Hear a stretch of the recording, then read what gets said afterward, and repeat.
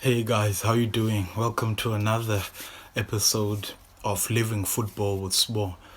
Today we'll look at this topic: how has COVID-19 affected South African football? But before we get into it, come on, let's do this.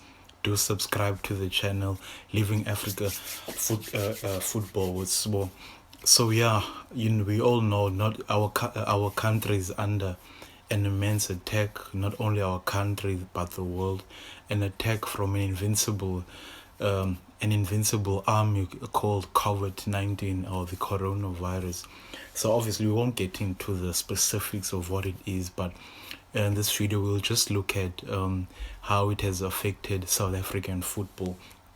Obviously, first and foremost, we all know that football is a source of income for many people, not only for the players but their staff involved.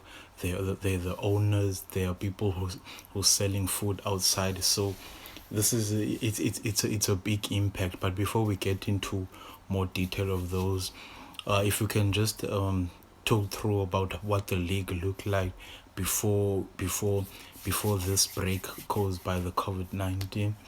We know that Kaizer Chiefs are on top of the log after 22 games, and Sundowns was second. Sundowns has played one game less than Chiefs, so Sundowns was a win away from closing the gap that at one point was 10 points. So Sundowns was one game away from closing the gap to 1 point, because Kaizer Chiefs lost 1-0 to Amazulu, and there are also other teams that were looking to sniff in, teams like Bidvest, outside contenders Orlando Pirates. So yeah, a lot of people are saying Chiefs is actually lucky that this unfortunate break has come or has arisen among us, because a lot of people are saying that the title was slipping so fast away from them. But yeah, and also in the NFD, Ajax Cape Town, my team that I've supported for so long, they've been doing so well in the NFD. They've got 48 points after 24 games, 7 points clear of Morocco Swallows. So we as Ajax fans were also pumped that Ajax Cape Town are coming back to the PSL in a couple of months. So yeah, but I mean that is a more low key, like hot eggs. They're true hot eggs of football. We know obviously there are some players starting from the PSL who in this period are not getting paid. NFD it's worse. You think about the ABC Motsepe League, those teams, they basically are almost 90% of their staff, not just the players, are not getting paid. So this has been one horrific thing to happen to not only South Africa but to South African football.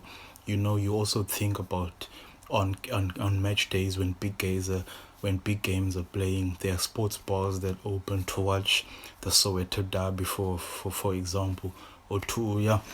So these are all of the factors that you have to take into account when you're looking at the effects of COVID-19. But the biggest effect is not the fact that we don't get to watch football, but the biggest effect is that on the livelihoods of South Africans who are trying to make an honest day living.